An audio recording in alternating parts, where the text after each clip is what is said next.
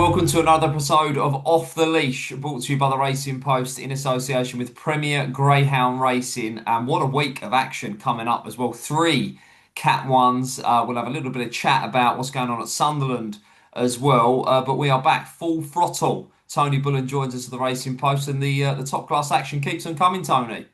Yeah, we've got plenty of variety, Dave, going on. We've got staying events, sprinters, four bends. So, yeah, it's coming thick and fast and hot weather, hot racing. There is indeed. You're, of course, here on the Racing Post YouTube channel. It is Royal Ascot week, so we've got you covered in the know, the whole shebang. Good morning, Ascot, Royal Ascot, as it were. So, yeah, stay here, right here on the Racing Post YouTube channel. We'll give you a steer on everything the football, the golf, the horse racing. And, of course, you're here in the right place for all your Greyhound racing. Right, what have we got coming up then? It's episode 62. Friday night, we've got the Coral Coronation Cup getting underway at Romford, 575. Full dive into that first round heats and an outright view. The Arc Puppy Trophy is in full swing at Sunderland as well. Semi-finals on Friday. Saturday, semi-final time in the £12,500 Arena Racing Company Kent Silver Salver at Central Park. And then on Sunday, which we'll pick up next week, a fascinating, unique competition. Three different distances, of course, the three steps to victory at Sheffield, 480, 500 and the 660. We'll pick up that one next week, as will we pick up the Puppy Trophy at Sunderland. This week, we're going to look at the Silver Salver and we're going to, as I say, jump right into the Coronation Cup at Romford. Should we get straight to it then? Let's crack on. Last weekend was brilliant stuff at Central Park. We're going to steer you on to the three semi-finals, 277 metres this Saturday, of course, live on the Premier Greyhound Racing Service. Here is semi-final number one. Burt Ted 20 to 1, Queen Sinead 20s, Rock Orsien 8 to 11, King Jackson 4s, Mickey's Tribute 14, Queen Dusty 9 to 2. I'm going to give you a very pertinent line of form here. This was a brilliant display from Rock Orsien doing the business in his heat. The Scurry Cup champion in full flight here, Tony. Yeah, we said last time out, he's fragile, handle with care, this dog. I mean, he's had a stop-start career for Kevin Hutton, but he's one of the fastest dogs in the country for pace shown at any stage of a race, Dave, and he confirmed the promise shown in that prep race in the trial stakes behind the King Presley dog. I mean, if this fella traps on terms, it's good night. It is, yeah, he's very. I've said all along. I think this is the fastest dog in training to the bend, and it can be two bends or four bends. This dog is electric. He's obviously had his problems. He's so lightly raced, and his trial stake effort a couple of weeks ago was his first start since the national sprint final back in December. But trainer Kevin Hutton has given him a clean bill of health, and he's going to take some stopping in this event, isn't he? Yeah, well, if he can sort of bottle that exit, because he's never really been a limp pinger. He's paced within three or four strides, but he clearly seems at home at Central Park, which is half the battle as well, Dave. Yes, a lovely long run to the turn. Is it going to be two votes for Morocco Oisin? Yeah, it certainly is. Nice up the centre job. Yes, I think it looks a really good draw to me. Right, let's move on to semi-final number two. Harlequin Ernie on the inside, Mucky Barine, Coppice Ronnie, Tullamarry Dylan, 8 to 13 Banana Kill Liam, and the track record holder King Presley is a 3 to 1 chance. We're going to look at Banana Kill Liam, who's I think landed a six-timer. He won heat number one in really good style, 16:03. King Jackson was in three, Darren Hoffer was in four. This dog is on fire at the moment, which is ironic given how long it took for him to win his first race. Yeah, I mean, in fairness to him, he did run in the Monmore Puppy Derby. He got to the final, so you could probably forgive him for not opening his account early doors in his career. But since Connections have decided to drop him to two bends, it's been the making of the dog. I mean, he's absolutely been winning races for fun. Even off of moderate exits, he's been getting the job done. But he showed his trapping boots here. We said as a rule of thumb, off of his trial, 16:14, he should naturally break the 16-second barrier. And that's exactly what he did, Dave. Yeah, I think the track record's going to go, and at some point in this, I think it could go this weekend. It'll probably go in the final as well. They're all giving 16 seconds a shake. Let's move on to well, I'm assuming two votes for Banner to Liam. There is odds on. Yeah, I think he stretched that winning run.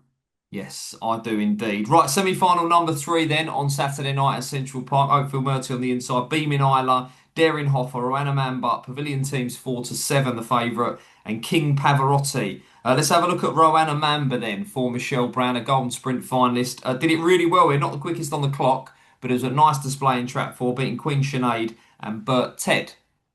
Yeah, confidence boosting win as well. I mean, I wouldn't have him down as an out and out sprinter. I think he's 16, 10, 20 mark. So if the principals bring their A game, he might just come up shy, having to break the 16-second barrier. But he did it well. And it just shows that if you've got a four bend dog, you can be well equipped to win a sprint at Central Park.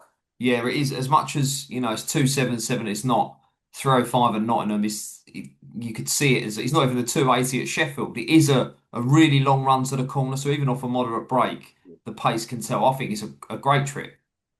Yeah, I mean, this is probably one of the trickier semis as well. I mean, the Pavilion team's a dog that I like, Golden Sprint finalist, but he's not always foot perfect at the boxes, and he can want to edge in on occasions. I can see this maybe throwing up a freaky result, and I know that you put up Beaming Isla at 100-1 anti-post. I think she's got a chance of making the final, Dave.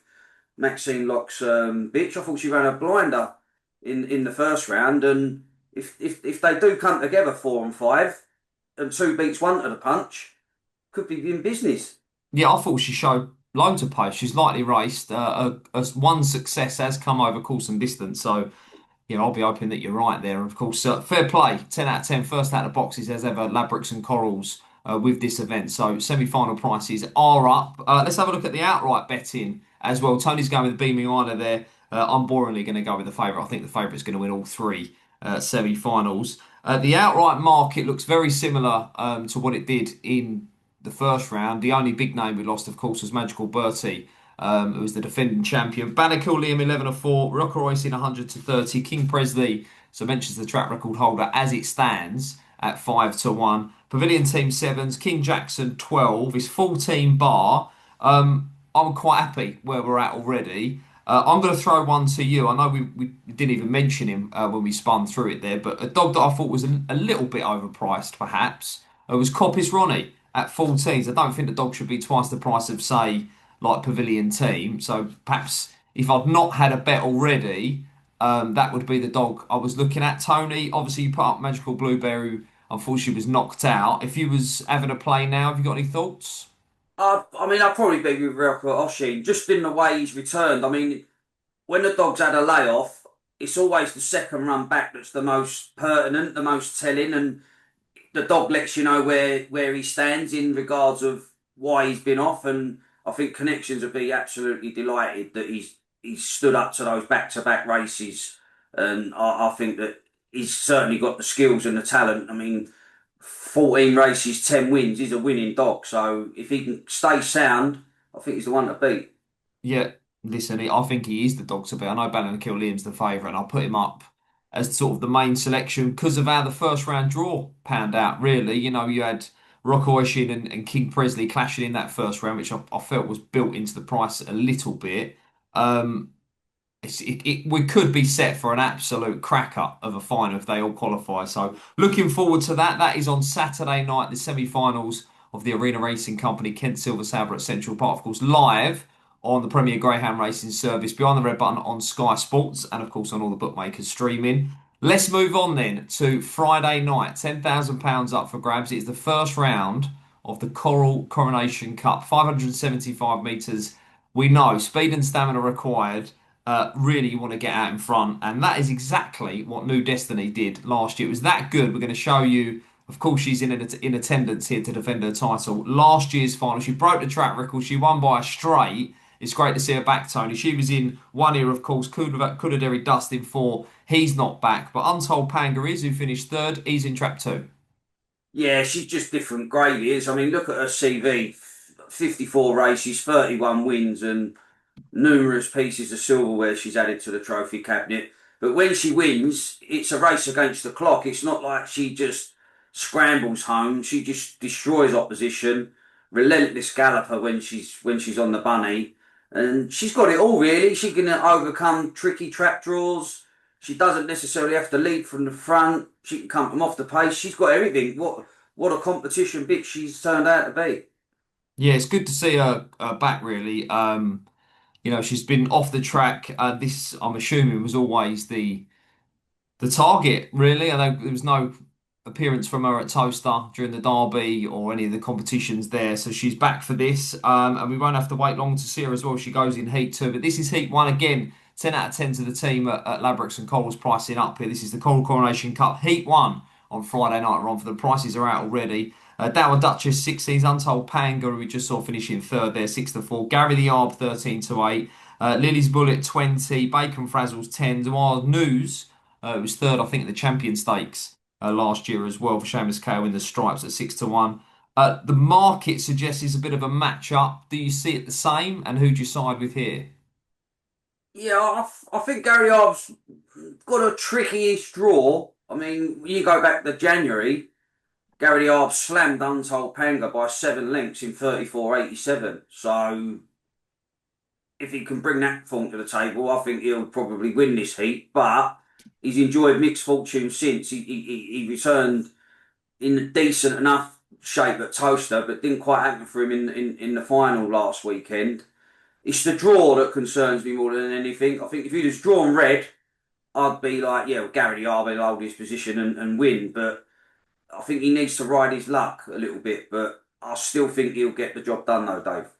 Tricky. It was a right. This is a race I hate. I just Untold Panga's probably going to go smash and lead. If Gary the Arb goes round handy or in second, I'm not sure. I think Gary the Arb will probably win, but it's that kind of race. Noir's News could run a race round the outside. I think it's probably going to go off bigger than sixes on the night. That looks quite short, but has got a good draw. Lily's Bullet in four is a bit of an unknown quantity.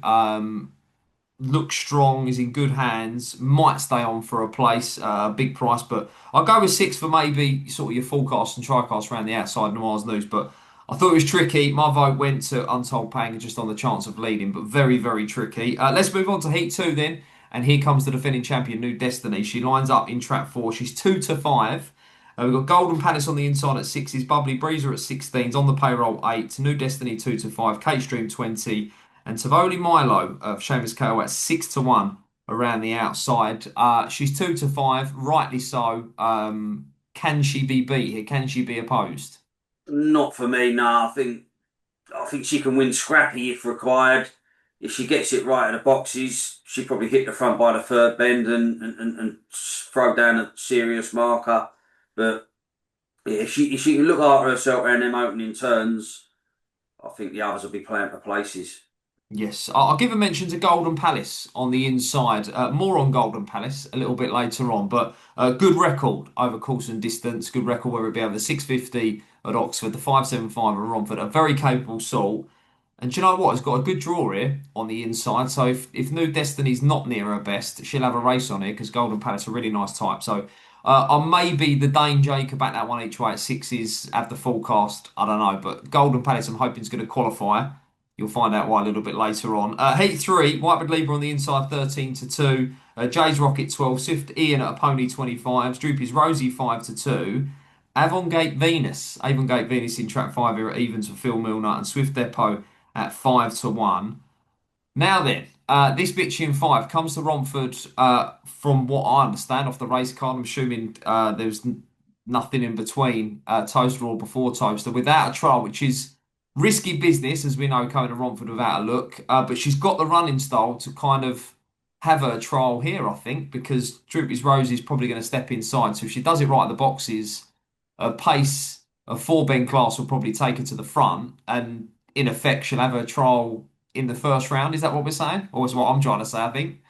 Yeah, I think that's. I mean, regardless whether she's had a trial, she's clearly a bitch that's the best off the front. Yeah. So I suppose connections are like, well, we'll either bang off the front and win anyway, or we'll miss it and go out. So there wouldn't be much in between. It's difficult to say she's guaranteed to stay. She's Yeah. very good. She won the Empress Stakes at Toaster. She's very good, and she's sort of back in the groove in recent weeks. I think she can get off the front and probably stay in front, Dave. But Yeah. that worry of a look round has to be taken on board, and the fact that she's got to confirm her stamina. So I wouldn't be taking any skinny prices. It'd probably be more of a watching race for me. Yeah, okay. Well, I thought she'd lead. I think she'll stay all right, to be fair. She looked like she was going to the drop hard enough at Toaster, which is probably, you get round to the drop of Toaster, so you're covering more than the 575. And she's just one of them bitches. We've said it a million times, haven't we, on this show? The sun on their back, and they come into their own. And she looked like that, didn't she, at Toaster last weekend? Yeah, exactly that. I mean, some of her best form clearly has come at Toaster. So she clearly thrives on her racing at Toaster. Can she transfer the Toaster form to Romford?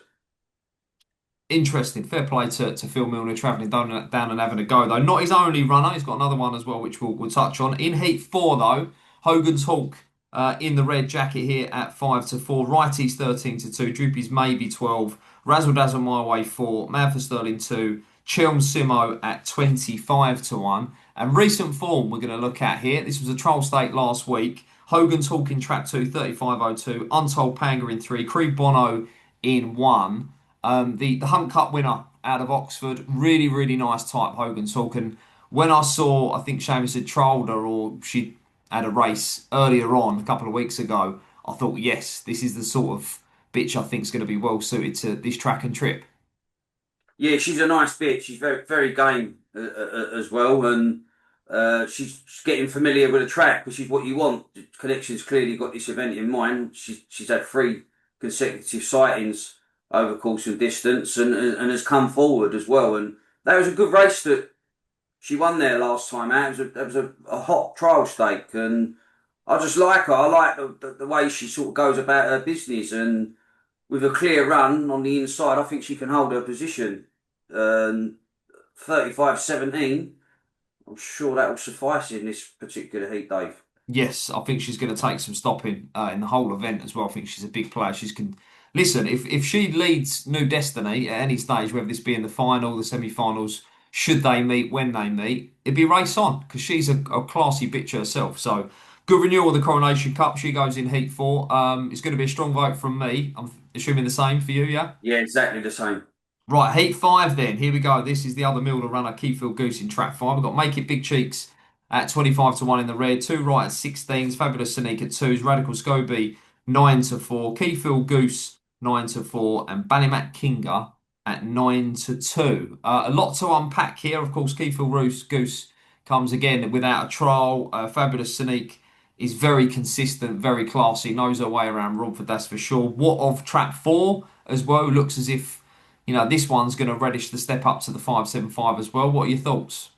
Yeah, interesting race. I mean, obviously, Keyfield Goose adds an extra element, another fine ingredient added to the event. Again, shows his best form when fronting off over four bends. So Connections will be looking well. If we can get to the front, it's a matter of can we sustain the gallop. But I'm going to be with Fabulous Sonique. I mean, she loves her race. She really thrives on her racing at Romford.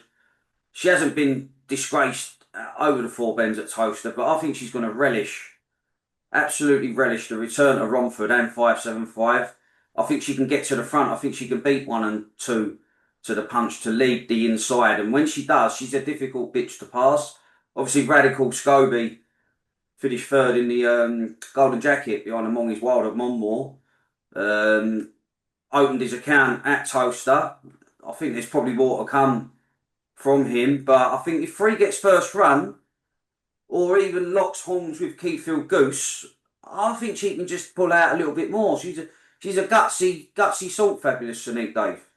Yeah, she's got a chance. I think she was for the champion trainer Mark Wallace is winning most runner out the kennel last year, and a lot of those wins would have come over the 575 at Romford. I'm going to take a chance with Keyfield Goose again. The class, the four bend speed, I thought might just take him to the front out of trap 5. I don't think 4 can live with him to the corner, so.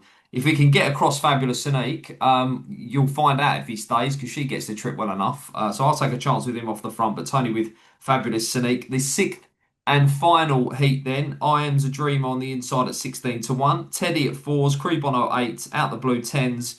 Droopy's Prefect 11 to 8. Brigadier Bullet at 2 to 1. I thought this was really, really tricky. I've fallen into the trap or what do they? What's the saying in ground racing? Trials for show, races for dough.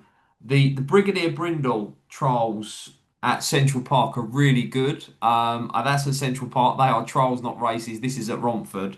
But at 2 to 1, I'm going to take a chance with the stripes here. I just think he has got good form round Romford. If you go back far enough, he's got good spins over the 400, good spins over the 575. Um, just built into the price here, 2 to 1 versus 11 to 8. They're the two players around the outside. Do you see it any differently? The one I wanted to mention was Teddy in track two as well, who's quite a scopy sort, has shown a good level of form. I think it was a semi-finalist at the Brighton Bell, was a little bit unlucky to get knocked out there down at Hove. Again, another one that should be well suited to track and trip. What's your thoughts?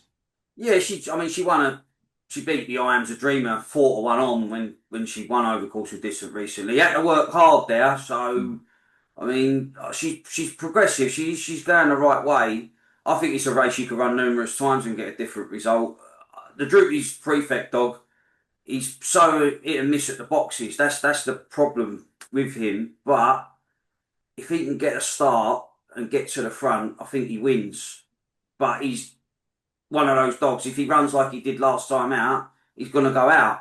So the boxes are key with this dog, but he's a fast dog when he gets it right, and I think he can get it right at the boxes here. Right, so Tony with the five, on with the six. The boxes are key in any race at Romford. Fine margins, even over this 575.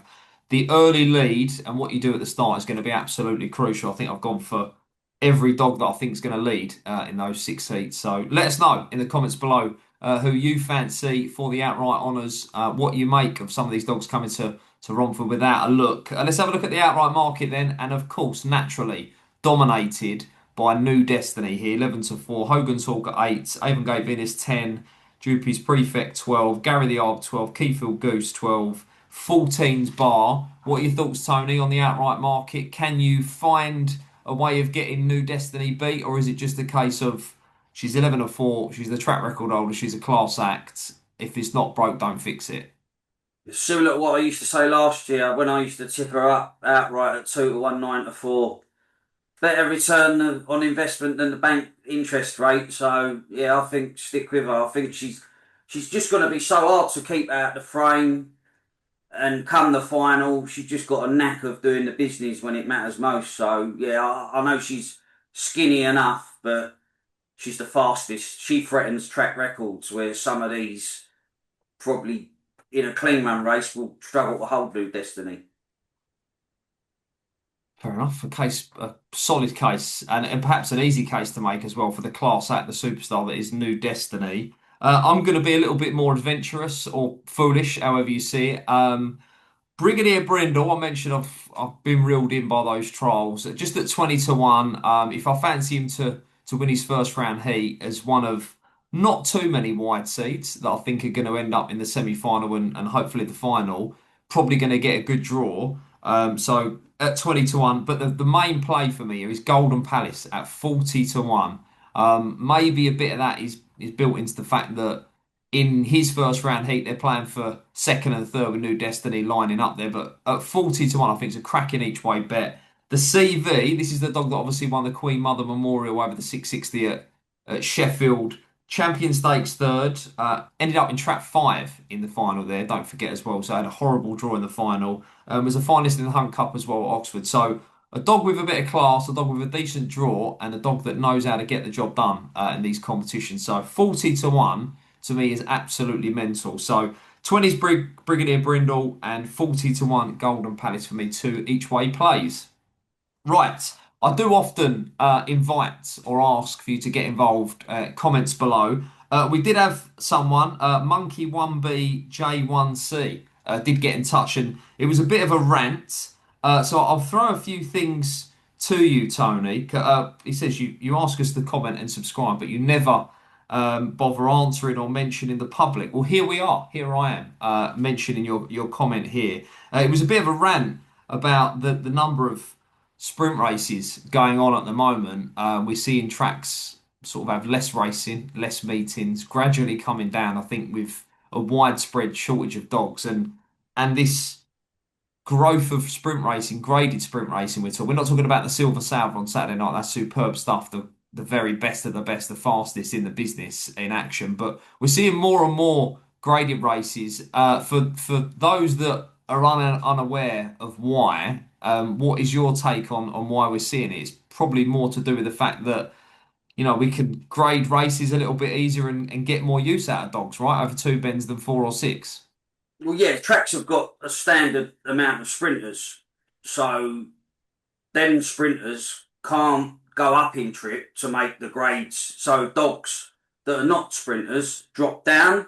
I don't agree with it. I mean, I totally agree with the comment. I mean, I've watched races where there's been 6 or 7 sprints on the spin Mm. when you've got like the afternoon service or morning service going on. When you jump from track to track, it's like 6 or 7 sprints on the spin, and it's not appealing at all. Sometimes they're 4 dog races, and you've got a 3 on chance. It's just the nature of the beast. I mean, tracks are struggling with numbers. I think maybe we need to go back to the old days. Like Hackney Wick was 8 race, 10 race cards, and because these 13, 14 race meetings is just making the problem worse.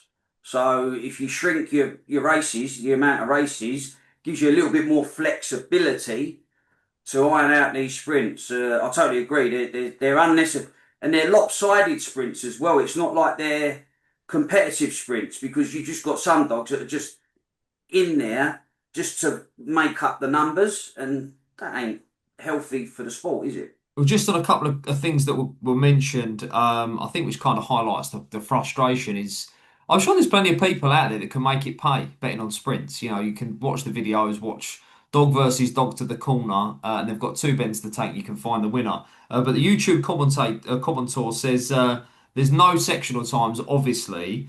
Um, and I think this is such a simple thing that could get solved if it was just available on YouTube or whatever.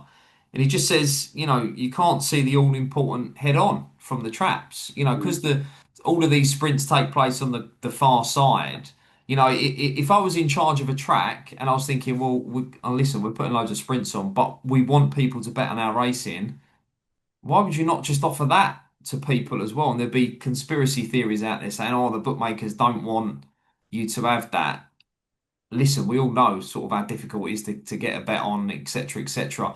I promise you now that it's not bookmakers blocking that. I think it's probably just resource, a desire to do it at some tracks. I'd love a track to just come out and go, bang, there you go. I know Kinsley used to have one. I don't know if it's still in operation, and they used it to grade some of their races. I don't think it was ever put out in the public domain, but it was used once to justify the disqualification of a dog. It can be done.